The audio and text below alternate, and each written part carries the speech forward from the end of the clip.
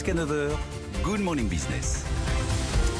Et à 7h22, on va parler de la situation dans l'hôtellerie et la restauration avec notre invité Jean-Philippe Cartier, fondateur du groupe hôtelier H8 Collection. Bonjour Jean-Philippe Cartier. Bonjour à vous deux. Merci d'être avec nous. Une question toute simple, comment ça va? Parce que vous venez de vivre et vous continuez de vivre des mois que vous n'auriez, j'imagine, jamais pensé vivre. Pour savoir comment ça va, il faut déjà voir d'où on part. Donc il ne faut pas oublier, 15 mars, confinement. Il y a à peu près 3 mois et demi, on était tous absolument persuadés de ne pas réouvrir. On s'est dit c'est une situation chaotique, on va laisser passer l'année 2020. Bercy faisait relativement son job pour nous permettre un petit peu d'attendre que le temps passe grâce au PGE et au chômage partiel. Qui va être prolongé pour vous, pour les secteurs de l'hôtellerie. Pour l'instant, à minima jusqu'à la fin de l'année. Ouais. Pour autant, pour être extrêmement précis, l'été s'est bien passé. Oui, vous êtes en France. Voilà. Nous, le groupe H8 Collection, c'est des hôtels aussi bien à Chamonix qu'en Bretagne, en Provence, dans la vallée de la Loire. Dans la vallée de la Loire, entre autres, et notamment à Paris, on y reviendra aussi. Pour autant, sur la partie hôtel de loisirs, les Français ont joué le jeu. Nous, on a réouvert le 26 juin, et pour être tout à fait clair et objectif, du 1er juillet au 30 août, les chiffres sont bons. Est-ce qu'ils sont meilleurs que l'an dernier, par exemple ? Ils sont équivalents, pour certains, un tout petit peu supérieurs à ceux de l'année dernière. Donc déjà, merci aux Français qui ont joué le jeu et qui sont partis en vacances en France. Vous avez rouvert tous vos hôtels Pas Paris, on y reviendra, pas Paris. Pour ce qui est des hôtels de loisirs, la seule problématique, il faut en trouver une, c'est que ça s'arrête dans les jours à venir. C'est-à-dire qu'à partir du 5-10 septembre, ce qui était normalement un mois de septembre été indien où on travaillait encore grâce aux étrangers.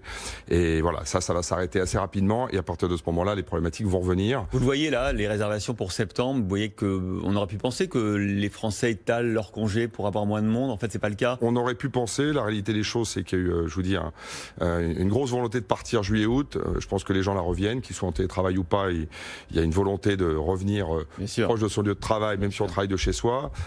Pour autant, le mois de septembre s'annonce à nouveau compliqué. Et puisqu'on parlait de Paris, Paris c'est 95% de touristes en moins. Ouais. C'est 25%. 6,4 milliards d'euros de recettes en moins. On a eu les chiffres hier au premier semestre. Voilà, je pense que ça vous parle. C'est 25% d'hôtels ouverts à ce jour. Et sans parler de nom d'autres hôtels, il y a un palace que je connais bien, dont je connais le dirigeant, qui m'a appelé hier parce qu'ils veulent réouvrir. Ils réouvrent avec 2,4% de taux d'occupation en septembre. Ah ouais.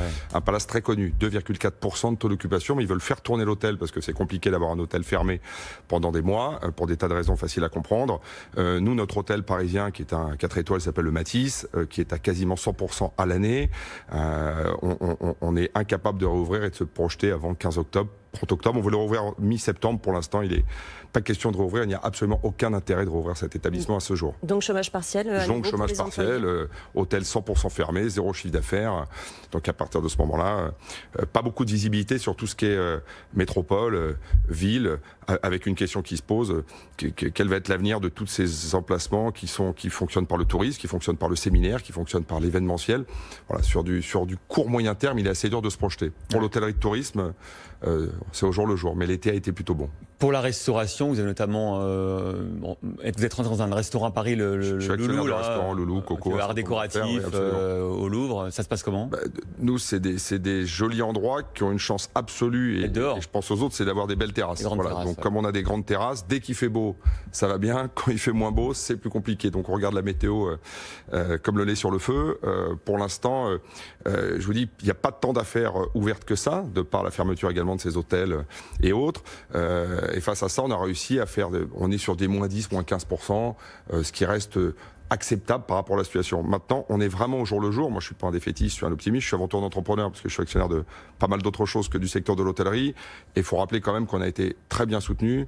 On se plaint beaucoup, il y a des raisons de s'inquiéter de par ce qui se passe, mais les pouvoirs publics et notamment Bercy, par rapport à d'autres pays d'Europe où moi j'ai des investissements dans d'autres structures, je peux vous dire qu'il faut se rendre compte quand même que le travail qui a été fait à ce stade nous a permis quand même d'en être là dans des conditions encore qui permettent d'imaginer une relance si ça dure pas encore 6 mois, 1 an ou 2 ans comme ça. Justement, ce qu'a dit Bruno Le Maire sur les taux négociés avec les banques de 1 à 3% pour le remboursement des PGE, ça vaut combien ces taux-là, ces négociations-là? À ce stade, je ne pense pas que la question, ça soit 1,5, 2. Je crois qu'à ce stade, fallait, Geoffroy Roux de Bézieux le disait hier, je crois qu'il y a 90% des PME qui n'ont pas touché le PGE. C'était quasiment une enveloppe de secours en disant oui, 70% pour les mois mais qui n'ont pas touché finalement.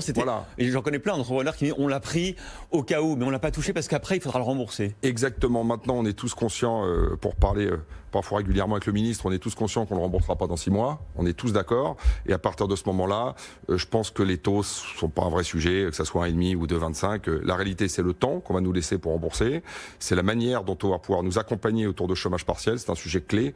Nous, c'est des métiers de travailleurs. On est dans le métier de touriste, de service. On n'est pas là pour pas ouvrir et pour profiter de quelques largesses de l'État. La vérité, c'est qu'aujourd'hui, je reprends l'exemple de Paris, ou je pourrais prendre l'exemple d'amis qui ont des hôtels dans des grandes villes, des hôtels d'affaires, c'est 5 à 10% de taux d'occupation. Donc à un moment donné, et je pense à d'autres pays étrangers, je pense aux États-Unis, à New York, où ces amis qui ont des affaires, c'est exactement la même situation. Donc comment l'État va pouvoir accompagner? Il va pas pouvoir accompagner 10 ans, on est bien d'accord. Donc est-ce qu'à un moment donné, on va devoir apprendre à vivre avec ce virus et puis on mettra des masques et la vie doit reprendre, mais on peut pas tout fermer, encore une fois, aussi longtemps qu'ils le font actuellement, à mon avis. Ce qui va se passer aujourd'hui, ça va être vraiment intéressant à suivre, si je puis dire. Il y a beaucoup de restaurants qui ne réouvriront pas. On le voit déjà, qui n'ont pas rouvert, même alors qu'ils en avaient la possibilité. Je ne vais pas inventer un chiffre, mais on parle de 30% d'hôtels qui ne pourraient ne pas se remettre de cette crise. Voilà, les indépendants, tous ceux qui n'ont pas la structure financière et les reins solides, c'est colossal. Dans la restauration, je pense que c'est à peu près la même chose. Donc il va y avoir comme un raz-de-marée dans ce secteur assez violent. Et encore une fois, on en appelle au pouvoir public, on en appelle à l'État, qui a déjà fait sa part du job. Et j'insiste vraiment, on ne dit pas assez bravo quand c'est bien. Pour autant, il faut que ça continue. Il ne faut surtout pas lâcher, il faut continuer d'être présent. Peu importe le prix, il faut que ça tienne, parce que le chômage partiel, c'est avant tout... Nous, dans notre groupe, c'est 0 chômeur en plus. 0. Même quand on a fait 0 le chiffre d'affaires, c'est 0 chômeur en plus. On réouvre avec strictement la même masse salariale à une personne près que le 10 mars 2020. Et vous allez continuer? Bien sûr, évidemment qu'on veut continuer. On veut rien changer. Vous avez quoi, 250 collaborateurs? Ouais, un peu plus si on prend l'ensemble, mais peu importe. Ce que je veux dire, c'est qu'il faut savoir que notre secteur était... Vous savez, j'étais sur votre plateau l'année dernière et on parlait, votre prédécesseur, du tourisme de masse. Et je m'en souviens, ça m'a fait rigoler, je pensais hier, et c'était il y a trop de touristes, il y a trop de touristes. Aujourd'hui, il n'y a plus un touriste, tout le monde pleure en disant il faut absolument faire revenir les touristes. Je me disais, mais quelle différence entre il y a un an où c'était est-ce qu'il y a trop de touristes à Barcelone, trop de touristes à Paris, il y en a marre des touristes. Maintenant qu'il n'y en a pas un, on se rend compte que le tourisme, c'est le fonds de commerce de notre pays quand même. On est avant tout un pays à un patrimoine fort et il faut que le touriste revienne vite et qu'on le rassure. Voilà. Le tourisme nous manque, les touristes nous manquent. Jean-Philippe Cartier, le fondateur du groupe hôtelier H8 Collection, merci. Merci à vous. D'avoir été avec nous ce matin.